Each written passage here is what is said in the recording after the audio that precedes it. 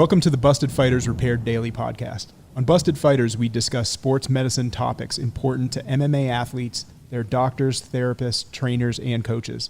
Our guests tell their story of recovery from a specific injury, what worked for them, what didn't, and why. I'm your host, Matt Colby. I'm a chiropractic sports physician, and I focus on the problems MMA athletes run into during training, fight camps, and competition. I'm here with my friends Tom Ullman, Matt Andrade, and our special guest today, Clifford Starks. He's one of Arizona State University's many All-American wrestlers turned world-class MMA athletes. You know him from the UFC, Bellator, and World Series of Fighting. Now Cliff is actually a transformational coach. That means he helps people make necessary changes in their lives by helping them change the way they see themselves. He's also one of the friendliest people I've ever met in this wonderful sport and lifestyle that is MMA. Today's topic was actually rib injuries, a frequent problem for MMA athletes and wrestlers. We covered everything from differentiating a rib injury that's serious from a non-serious one, ways to get yourself comfortable when suffering a rib injury and recovering from one, methods of treatment for your typical rib cage sprain, strain, rib motion, posture, and more. We went into a lot of depth about breathing and breath work in general, but also how it relates to rib injuries. I think we had a lot of fun, and I think you're going to learn a lot here. So, ladies and gentlemen, here we are with Clifford Starks. What's up? Thanks for being here, Cliff. I appreciate you coming. You. So here on the podcast, we talk about injuries. And one thing you and I talked about earlier was when we were trying to figure out what we discussed, you talked about rib injuries, right? Yeah. At ASU, when you were at ASU wrestling, is that something that you and the team ran into a lot, or is that something you more ran into later in MMA? I actually ran into that in MMA. There were uncomfortable ribs in collegiate wrestling, and that was more from the folk style where they would grab and barrel roll, and so you just had to really warm your ribs up. Lots of gable grip. Yep. So you had to really warm your ribs up to get yourself prepared for that. The first time I did it, I didn't know that was what you're supposed to do, so I kind of bruised them there, and it wasn't so bad. It was more of a Tinder thing than anything, and I got better from there. But yeah, MMA was where I really got my ribs bruised from getting a spinning back kick, and my ribs haven't been the same since. Really? Yeah. You still feel it now? One rib's kind of poking out. Yep. It doesn't hurt, but about 10 weeks of pain, a lot of pain. Yeah, it wasn't fun. One of the big challenges with rib injuries is the fact that your ribs move 24/7, right? If you're breathing, your rib is moving 24/7. And when you can't breathe well, your oxygen goes down, your pain goes up. So now you end up in this cycle of pain and dysfunction, and it's miserable, and it's something that wrestlers and grapplers and fighters deal with a lot.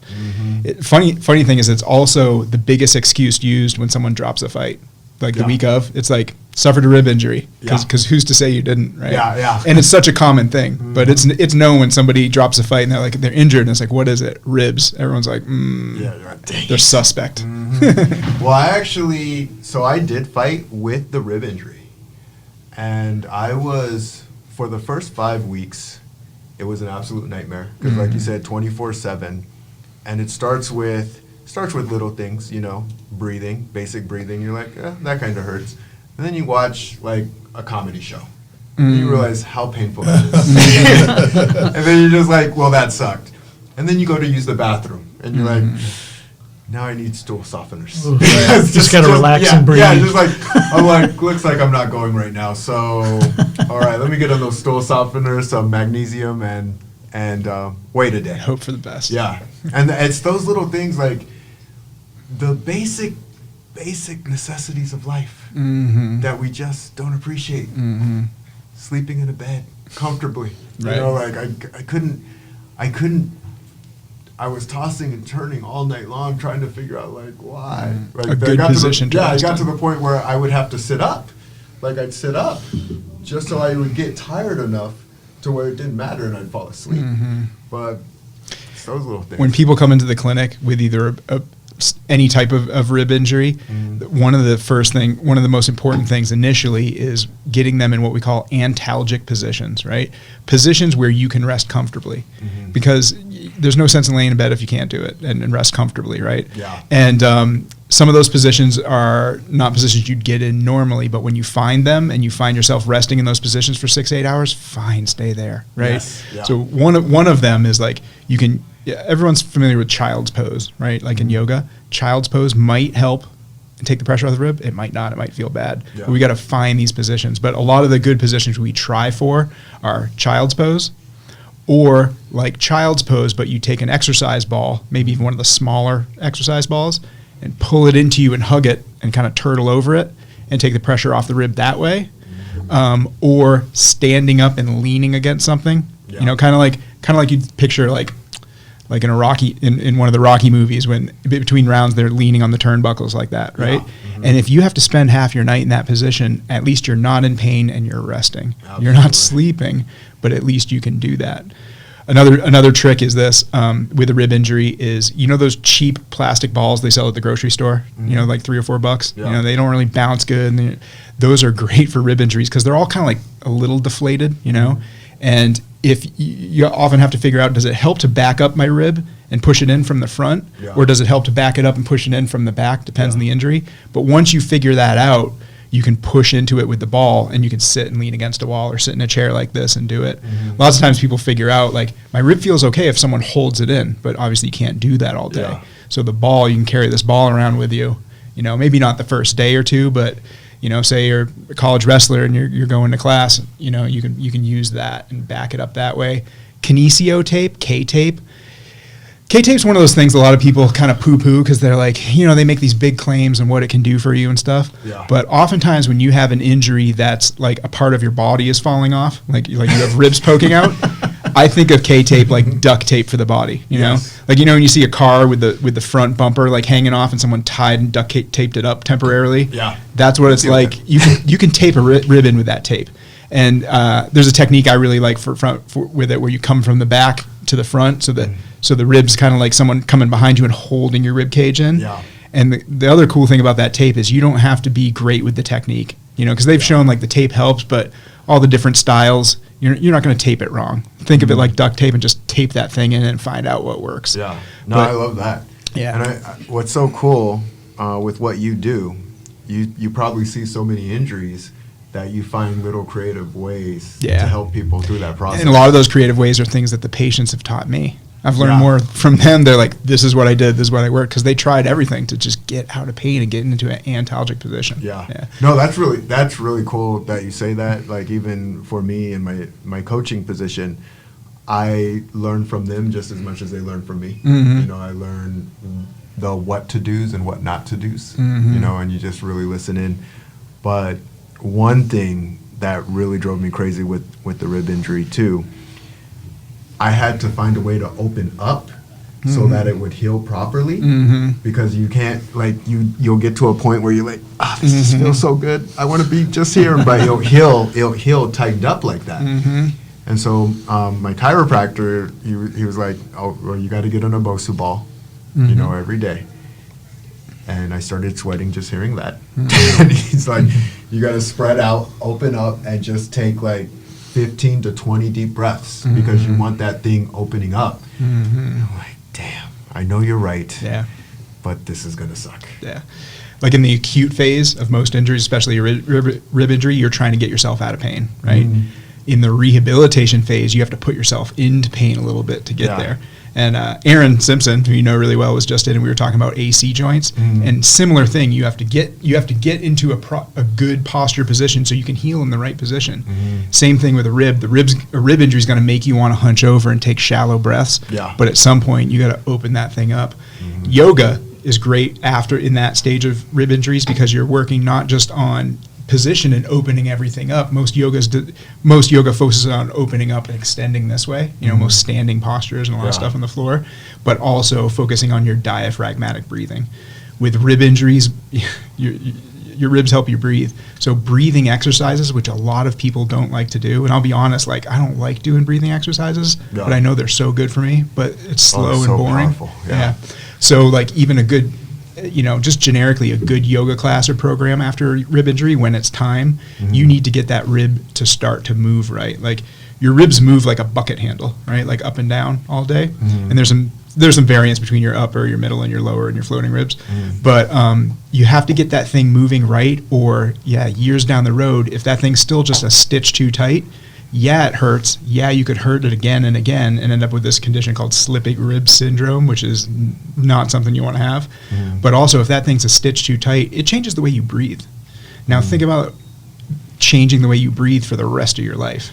It matters. I will tell you, breathing is so unique it's finally starting to get a little bit more traction, because we'll look at, like, if you say, how long can you go without sunlight? You could essentially go forever without sunlight, but depression might kick in, your skin's not going to be as healthy, little things like that. And you say, how long can you go without food? And that's going to be roughly 21 to 30 days for the average individual, before things start going bad and you're really in this catabolic state where your body's just eating itself. And then you talk about the water, and water is usually going to be between 3 and 7 days. But how long can you go without breath? That's 3 minutes. And so we don't take into consideration how important it is to the actual function of the hormones and who we are, what we are, what we do. Like, you can look at a person and go, oh, you're overeating. But you'll never hear someone say, oh, well, you're over-breathing, or, oh, you're under-breathing. Yeah. Like, we don't talk about that. Right. But that's really the spice of life. Especially, you get in a fight, if you don't have your lungs, I don't care how good you are. It's over. And that's where, those yoga practices, those meditations, I actually prefer the Wim Hof technique. I love that. Yeah, I prefer the Wim Hof technique, and it takes me to such a zen-like state, and it really infuses me. Like, let me tell you all, a bunch of men here, we're in a safe space. We all know our women are nuts. Cannot help themselves. They're nuts. They're crazy. We love them anyway, right? Me as a man, I might get in trouble for a second from my wife. When she's in a bad mood, I can actually go in. I go in to the danger zone. I talk to her when she's angry, and I've actually found ways to calm her down through that. Wow. Share. Let's go into that more. Does the Top Gun music kick off? It's so much practice. The more we practice certain things, because as a guy, we're just as nuts, but a different kind of nuts. We're a different kind of nuts, right? So we want to go logic, where a woman wants to feel. And again, I'm generalizing. I don't want to get in any trouble. We're like, well, I'm a woman, and I'm very, generalizing, right? Blanketed statement. Women are going to feel, right? So it's like, I feel this way. Right. I feel that way, right? A guy's like, all right, this is the way that it is. Like, it's this thing. And so when you can start learning, right, how to stay in that calm state, which is what I'm talking about with the breathing. You are in a calm state. If you are untriggered, it can't hurt you the same. That's when we talk about you versus you. It's always you versus you. So if you go inward instead of outward, you have a way better chance of making it work for everybody. Because when you're inward and you're in your safe place, then you can actually take the time to figure out, well, what's going on with you? Why are you so... And obviously you don't go like, why are you so mad? That doesn't help anything. No. But you just sit there with them. And you listen. And they might be saying bad things about you. But it doesn't matter, because you're unaffected. Because you know what you stand for. You know what your core values are. And you'll see it. They'll go into their senses and say, why am I hurting the man that I love so much? And that's when the flow starts coming back. But the flow only comes from the practice, because it's not easy at first. It would be like if you took someone who's never done push-ups before and say, hey, give me 100 push-ups. I can't. Well, you got to try harder than that. Mm-hmm. No, you just have to keep practicing it. Mm-hmm. Eventually, you'll get there. Mm-hmm. And if you say you can't, you're right. Yeah. You say you can't, then you'll never get there. My wife always just tells me to go smoke pot. And then I'm like, oh, yeah, I'm sensitive now. Yeah, absolutely. No, I look at, like, even with what these podcasts are doing.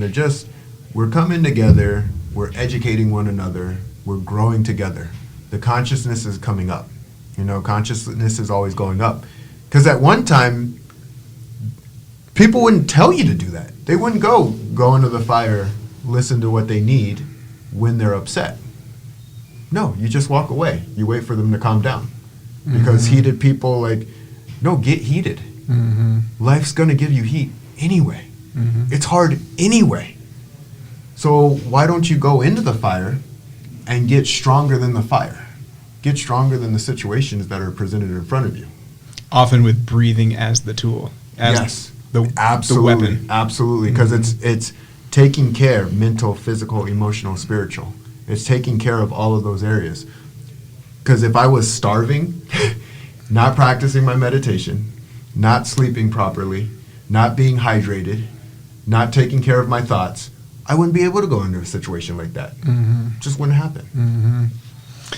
A lot of people, in some of the stuff that I've learned from people about, say, breathing or even exercise, right, is that lots of times people feel like it's cheating. Like, oh, I'm using my physical body to control my mind. Now, we all know easily our mind can control our body. Absolutely, but people feel like they have to beat these problems with their mind, right? Yeah, and it's like, no, I can't exercise and work on breathing and stuff and feel better. That's cheating. I want to deal with these things in my mind. Yeah. But it's okay to use your body as a tool to level your breathing, your oxygen levels, everything as a tool to level the playing field.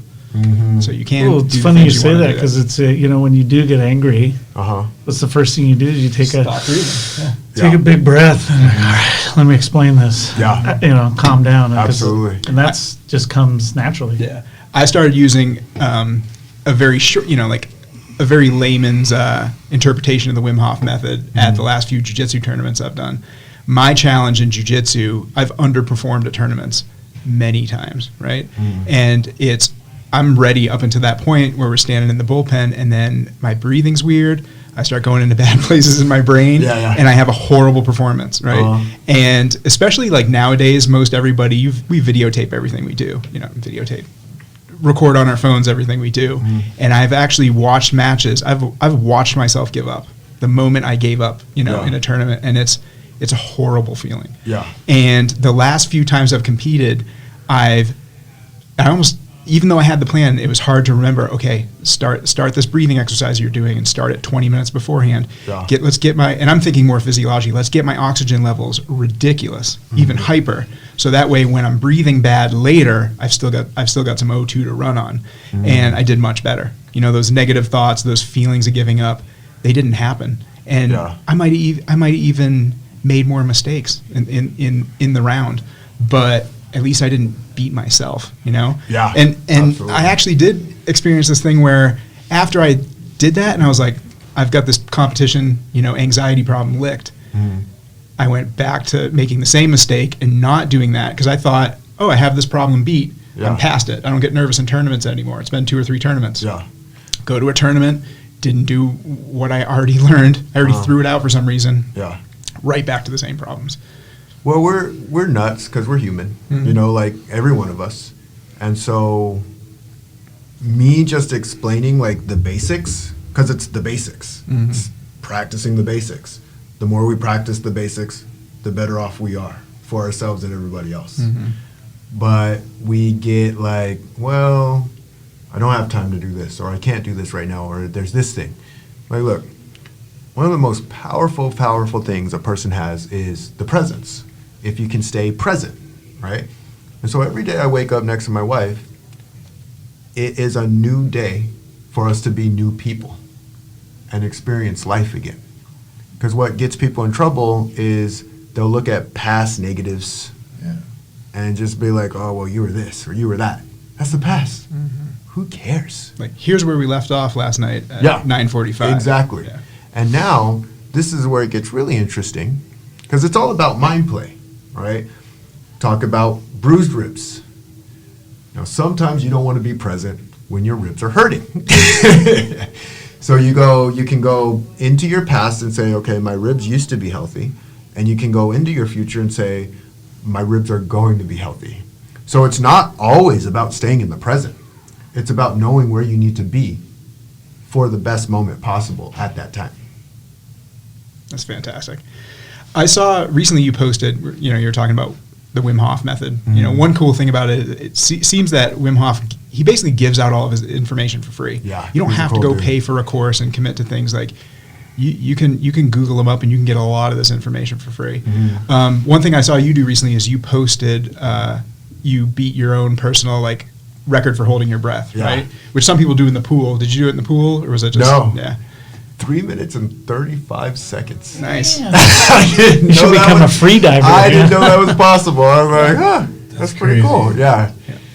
That's great. That's great. And I know, with that technique, tell me if this isn't right, but you're breathing in a way to try to get your oxygen high enough. Mm-hmm. It's not just a matter of right now taking that big deep breath and holding it and seeing how long you can go, because you're going to run out of O2. Yeah. But first, you increase your O2 in your bloodstream through the technique of breathing. Yeah. And then do the whole breath. Now you've already stored some oxygen. Then you take your big breath and go Yes. for it. Is that right? So it's like a combination of bringing your O2 up and blowing your CO2 out. And now Wim Hof doesn't talk about this piece. I actually learned this from a guy named Patrick McCowan.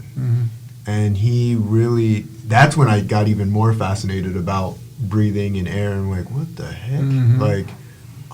There's a whole bad balance here. And I won't go too deep into the layers, but I look at Buddhism and they talk about the middle path is the right path, right? And understanding the middle path is understanding both the positive and the negative side, and the positive and the negative of the Wim Hof technique. If you just did the breathing and you didn't do the breath hold, it would be a dangerous thing to do. And if you just did the breath hold and you didn't do the breathing, it wouldn't affect you the same. So those breaths get you into an alkaline state. And when your body's in an alkaline state, it is prepared to do what it needs to do. So when you're holding your breath, you go into that fight or flight. When you go into that fight or flight, your body's going through its repair. I'm like, that is crazy. The body's an absolute trip. I know for me, in that example with the jiu-jitsu tournaments and stuff, and with me being an amateur, I only did it half right and it still worked. I got my O2 up and I was thinking, because in the match, unlike when you wrestle, you probably still breathe right. I still, even though I've been doing this 8 or 9 years, I'm still a breath holder sometimes, right, on the mat, and that's not good. But because I got my O2 high, I still even could make that mistake of holding my breath on the mat instead of breathing through things, and it still worked. Nice. That's what amazed me. Yeah. Super cool. Yeah. Well, it talks about, and we speak on coaching, right? And your coach is just that person who makes you feel like you can consistently improve and keeps you aware enough to consistently improve. Don't be like, well, I'm better than I was. Yeah, but you can be even better than that. And enjoy that moment of the betterment. Hey, that's great, but we can go even further. And that's what's cool. Self-limiting stuff. Yeah. Keeping your brain, and that, especially if you're walking up to a fight and you've got all those other things kicking in, adrenaline, Yeah. you're amped, you don't know what's going to happen, and then you forget what you're supposed to, those little things. It's so breathing damn is something. scary. It's But fighting was one of the scariest things I ever done. When I would get my hands taped, I'd be like, oh my God, I can't believe I'm going to do this right now. And then you're walking towards the cage, and your mind's like, what are you doing? Stop. Turn around. You're supposed to be protected. I think this guy wants to hurt us. What am I doing? When Aaron was in here, we were talking about that. And one thing we were talking about is when all you guys, I know Aaron was your coach, and a lot of you guys at ASU were all-American wrestlers. At the time, MMA and the UFC and Bellator wasn't what it is today. You guys probably weren't collegiate wrestlers thinking oh, my life's going to go in this direction of MMA right at the time. When you were at ASU, did you have MMA on the brain? Not at all. I was, so being the fat kid, losing the weight, right? I got into ASU to get my kinesiology degree. When I got my kinesiology degree, I was just going to focus on training people. That was the number one focus. And so that's what I got into. Mm-hmm. I wasn't like, you know what? I think I want to fight people. That didn't come until later. Yeah. Mm-hmm. Where was your first MMA fight? My first MMA fight was here in Arizona. It was at a Buffalo Wild Wings, outside in the freezing cold. My feet were numb. Yeah, my feet were numb during the fight. That sucked. But it probably sucked a lot more for the guy I was fighting because he did not belong in there with me. Mm-hmm. It was pretty bad for him. Yeah. Not as common now, but back then you'd see a lot of this with amateur MMA. You see people getting into the cage who don't belong there. Now with doing what you do today, which is transformational coaching and things like that, how does this happen? Like, how do these people end up doing that? How do they make this chain of bad decisions that even with you as an all-American wrestler, fantastic athlete, who'd been training, who finally made a decision, you said walking to the cage, you're like, what am I doing? Yeah. Everybody talks about this. Cowboy Cerrone was talking about it a month or two ago. Even now, he walks to the cage and he's like, I don't want to misquote him, but he has those thoughts too. How does that person that ends up in there that's not supposed to be there, how do they get there? Like, what's going wrong in their mindset that gets them to actually get in there? The world has gone so right for them. Mm-hmm. They don't know what pain feels like. Mm-hmm. Maybe. Like, the world is just like, they've never been punched in the face. Mm-hmm. They've never, because my nervousness is actually warranted nervousness. Like, I know what it physically feels like. Mm-hmm. And so you're not concerned about the pain and the injury. You're concerned about not meeting your goals. Yes. Letting you or other people down. Yeah, it has nothing to do with like, oh my God, I could get hurt. Like, that part, that's understandable. But you want to go in there doing your best and giving your best. Mm-hmm. And you don't even know if that's going to, like, sometimes your body's just not ready to go. Like, sometimes it's just not. And then you get to see who you are. You are literally looking in the mirror of who you are. And when you take someone who doesn't belong in there, bless their souls, like, I don't know what they exactly do. I think this is kind of interesting because they did a study with kids, and I know I'm going to butcher this, but you guys will get the gist of it. And they took kids, and they had them take tests. And they had one kid would take tests, and they would let them pass it right away. Like, oh, you did so good. That was amazing. You must be super smart. And the other kids are like, oh, you worked so hard. Good job. You worked really hard to get there. And then they purposely made it where they didn't do so well in the test. Well, the kids who were praised for being so smart would try and find ways to cheat. Whereas the kids who were praised for being hard workers just tried to work hard. And that's what it came down to. And so you'll see people, and people will get out of their lane to try something different, and they might be good in their lane, but then they get out of their lane and they realize how bad they are at that thing. And either they'll say, wow, I really screwed that up, and I had really bad coaching to even put me in a position like that and let me adjust, or, oh, that just wasn't for me, and let me go back into my lane. Mm-hmm. That's great. Yeah. I've got a story for you that I've been saving. When we were talking about, having you on here and what we're going to talk about, I got really excited. This is a story that I've told a lot of times to different people, but I've never told you because I know like your niche now is inspiring people and helping them transform and stuff. So I'll spare everybody because this is a MMA podcast. Everybody knows these jiu-jitsu save my life stories, right? Yeah. So I'm going to spare everyone that story, but just get to a quick story where I talk about one day when you inspired me a ton, and you probably don't even know about it. So I tried jiu-jitsu a couple times, right? First time I went, it was like no gi, and I never wrestled before. I left covered in mat burns and just couldn't go back for 3 weeks. Like I had to heal, right? Yeah. Second time, I just got blown out. Like I way overdid it. I was out of shape and everything, and couldn't go back for another week or two, right? So then I'd been back, and I'd been back 2 or 3 times, and that particular day, or that particular week especially, I was kind of feeling like, I tried this. This is not for me. I've done a bunch of different sports. I was looking for something new. I've never really quit at anything, but but I was getting pretty close to quitting this, right? And I was quitting more in the terms of like, I'm not made for this. I'm a basketball player. I'm not a wrestler, so jiu-jitsu, I don't get it. And, I'm overweight. I'm out of shape. My gi doesn't even fit right. Like, I'm just a mess, right? And I was training with our first jiu-jitsu coach, Steve Rosenberg, and I was a white belt. And, I'm probably 2 weeks in, right? So I don't even know what's what, right? And the drill we were doing was like, you're going to pair up with somebody, and you're going to get in the mount position. Guy on the bottom, I want you to defend. Guy on the top, I want you to work through your basic 6 or 7 chokes we've been working on.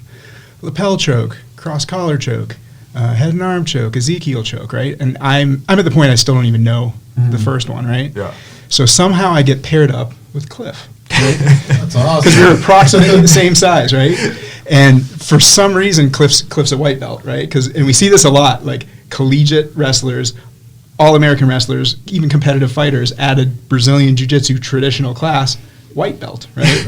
And there should be some other belt, like it should have a warning label on it, right? And break glasses. And I love jiu-jitsu, and I love helping new white belts and stuff. And there's this thing that like a lot of new white belts do, even when you're paired up with another apparent white belt, where we're doing a drill and you feel the need to tell the other person, hey, just so you know, I don't know what I'm doing, right? Because you're afraid this person's going to hurt you, right? And because they could be a white belt and be 1,000 years ahead of you in this. So, okay, let's start the drill. And I'm on top, and I don't even know what I'm doing, right? 2-minute, 3-minute drill. All right, switch positions. So now I've got Cliff on me in the mount position, who knows all his chokes, right? And is 3 times the athlete I am. And he's just killing me for 3 minutes. It's like, because I don't even know how to defend, right? So it's like, he's just thinking through his chokes. All right, lapel choke, cross, and going through it, and I'm just trying to survive, right? So we're done, and there's about 30 people in this class, and we're off to the next thing, and everyone, lots of times they sit and lean around the wall, of the gym. We're doing the next thing, and everyone's sitting there, and I'm sitting there, and in my mind, I'm going like, I don't know if I'm coming back here. Like this, I tried it. You know what I mean? Right. And Cliff had to leave early. He's like, hey guys, I gotta go. All right, he splits. And he leaves, and I'm like, who's the big guy? And they're like, oh, that's Clifford Starks. He fights in the UFC. And I was like, yeah! I went from here to here. I went home, and I remember telling my wife, I'm like, I wrestled and fought with a UFC guy. Right. I think I did pretty good. Total change. I've told a million people that story. I've never really had the chance to tell you. Yeah. But with what you do now, I just want to make the point that sometimes you're inspiring people and you never even hear about it. Yeah. So that's an awesome story, man. Yeah, I appreciate that. And it's completely true too. I didn't make up any of that. But that was 9 years ago. Yeah. Yeah. And that's how fast time really flies. Like it's crazy. And I actually just made a video talking about showing up. Mm-hmm. Like if anything else, just show up. Like just show up at your life. You don't know what's going to happen exactly, but if you just show up enough times, you'll get to where you need to go. Mm-hmm. Like you'll learn the lessons that you need to learn, and you'll get to where you need to go. Mm-hmm. And so, yeah, I try and show up, and I try and be present for people, because I don't know who I'm influencing as I go through this journey. It's really kind of crazy. So thank you for sharing that with me. Absolutely. Yeah. I've been waiting a long time to share that with you, actually. Yeah, I appreciate that. Well, I hate to bring it back to rib injuries, right? Yeah.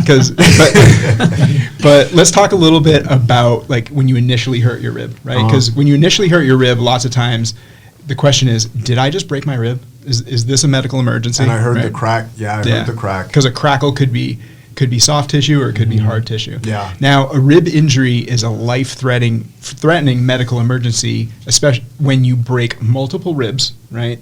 Could kind of puncture a lung or something like that. Yeah, you can absolutely rupture your spleen. That happens a lot. Yeah. So there's a difference. There's a few warning signs that we're looking for, right? Initially, you want to remember there's a difference between difficulty breathing and pain with breathing, right? Strained, sprained, torn intercostal cartilage, injured rib, pain with breathing, pain with respiration. Difficulty breathing, like you see in the movies, the person cannot get it, possibly a broken rib, right? Spitting up anything, blood or bile, increased temperature, which if you're in the middle of a workout, fever might not be that apparent, but there's warning signs we're looking for, right? So, it's up to everybody to decide, is this a medical emergency or not? But lots of times in the gym, someone will strain or sprain a rib, and I've seen this happen in the gym, and that person is panicking because they can't quite get their breath. So after that initial stage of, is my rib broken or not? Usually if a few minutes goes by and things are starting to get better, because of course you might be winded anyway, then you hurt your rib, then you can't breathe. You might have a lot of catching up to do when it comes to your oxygen level. Yeah. But once it's been established that this isn't a life-threatening emergency, there's some things you can do initially to take care of things, right? We were talking about antalgic positions, but now we got to start thinking about ice and heat, right? Now, ice or cold, right, will always decrease pain a little bit, and that's good, but it might restrict things more too. Yeah. Heat usually will always decrease muscular spasm, and when you have like a rib cage sprain strain, muscle spasms are part of the problem, right? Yeah.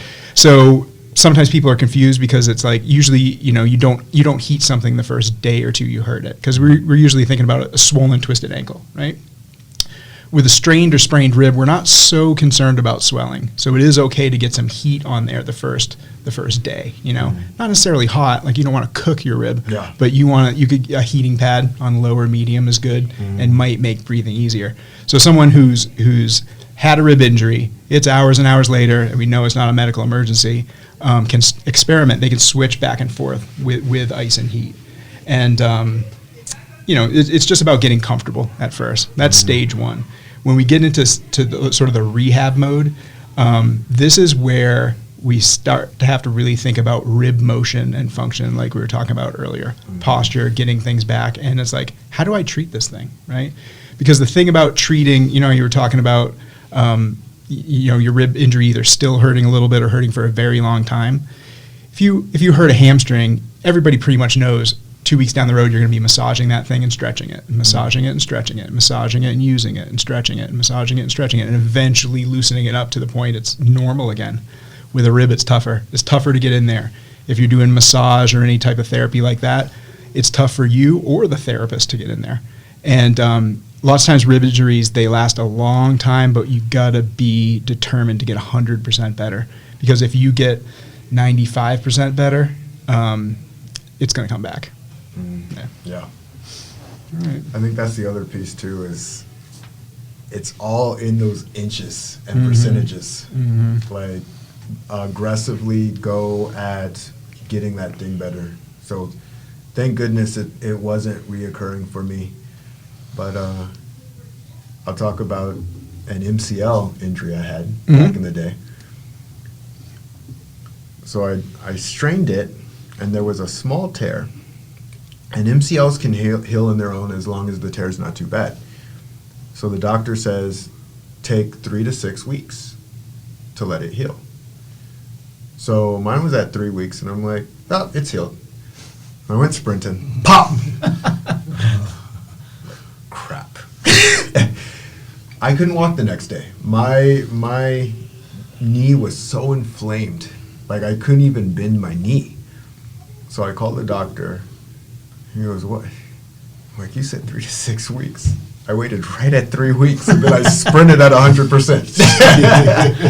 So it's the wrestler's mentality there. Yes. And that's the thing. Like, it's like almost retraining that wrestling mentality, because you're learning as you're grinding and knowing when to back off too. And we have that.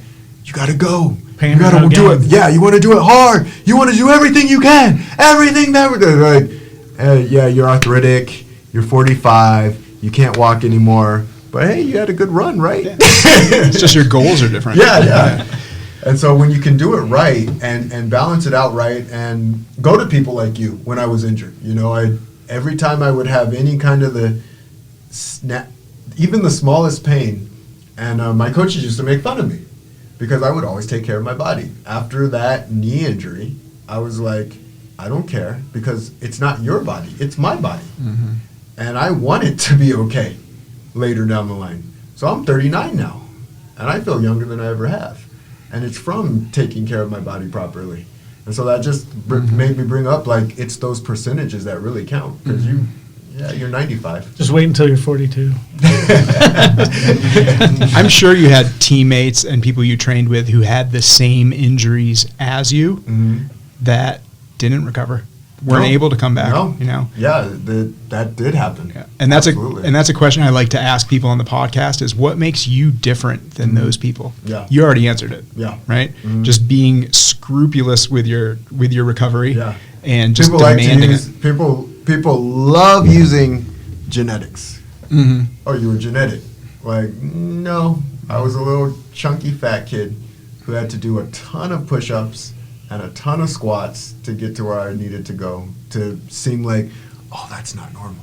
Oh, that's not natural anymore. Mm-hmm. Like, when you work hard enough, your body will show Mm-hmm. it. Your mind will show it.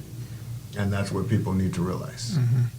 There's this really good post I saw just yesterday. Victoria Anthony, the fantastic wrestler, Vicky Vortex, I think, on Instagram. She posted an image, I think it was yesterday or the day before. I'll make sure it pops up on this podcast. It was really good, and it really hits on what you were saying before. It's like, it was something like, what's holding me back? And it had like 5 or 6, side images of a head, in different areas, highlighted. And it was self-limiting beliefs, holding on to the past, all of that type of thing. And what it made me realize, especially from who was posting it, is that type of thing and like the type of thing you help people out with, you don't have to be in a bad place to have self-limiting beliefs and have things that are allowing you to hold yourself back. This also applies to someone like her, someone like you, a current world champion. Even they might be holding themselves back somehow. Just because you got to here doesn't mean you're not allowed to go to here. Yeah. And that's something I know you help athletes out with a lot. Absolutely. What you do with the transformational coaching, like what's your typical base of people? Is it more men than women? Is it more athletic people than not, business people who are having a hard time, or people just trying to get to the next, milestone? Like what's your crowd like? So I mainly work specifically with women right now. I was talking about how men have their egos, right? And again, generally speaking, I don't like having to have to break through someone's ego. Like, I've already proved myself in life, and I don't want to have to reprove myself in anything.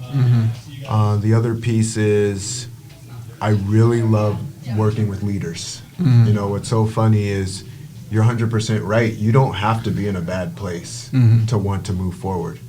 And leaders who are great leaders want to get even better. There was a book called From Good to Great, and it talks about how good is the enemy to great. It's just like, that's good enough. Like, good enough doesn't work. It just doesn't. When I got married to my wife, we've been married for 13 years, and I hope we're married forever. And I say I hope because I work on doing it, but life is hard. It always was. It always will be. People want to paint this thing that is just like, yeah, well, you just have to kind of sort of try. No, you don't have to kind of sort of try. You have to put in the work consistently, all the time, every day. And that's what people miss sometimes. But leaders don't miss that. They get that. And that's why it makes it's an easy connection. And I want an easy connection. I'm not looking for having to, all right, I know you don't believe in yourself, but let's get you to start believing in yourself. Like, no, I want big, ambitious people. This is why. Big, ambitious people make things happen. Big, ambitious people make change. And that's how we change this whole thing out. Like, I know what I was called here to do. And that's to inspire those big, ambitious believers who think like, could I change the world? Could I make it better for everybody? I'm here to say, yeah, you can. And let's get to work. That's awesome. Yeah. All right, guys, I think we did it. I think we did a good job. We came in today thinking we were going to talk about ribs the whole time, right? And I was like, rib injuries, I've got this down. And, of course, that led us into breathing. And, of course, combined with what Cliff does now, man, is breathing important. Yeah. And it's important in a physiological realm, when recovering from an injury and recovering from anything. So thanks for the tips on that. Yeah. Hey, if you want to get in touch with Cliff, it's cliffordstarks.com. Of course, we got Clifford Starks 1 on Twitter. And he's got a great Facebook group called Awake the Greatness Within. Is that right? Awaken the Greatness Within. So with that, we'll kind of close it out for today. Thanks, Cliff, for coming. That was awesome. That was awesome. Yeah, thanks for having me. I think we learned a lot today, and we'll talk to you next time. Awesome. All right, that's going to do it today. You can reach Cliff at cliffordstarks.com or cliffordstarks1 on Twitter. He's got a great website, Starks Transformational Coaching. That's cliffordstarks.com. And I'd like to thank our sponsors, Dark Horse Lionheart and 48 Real Estate, the Beard Estate agents. If you need to reach me, it's drmattcolby.com or at Dr. Matt Colby on social media. Talk to you next time.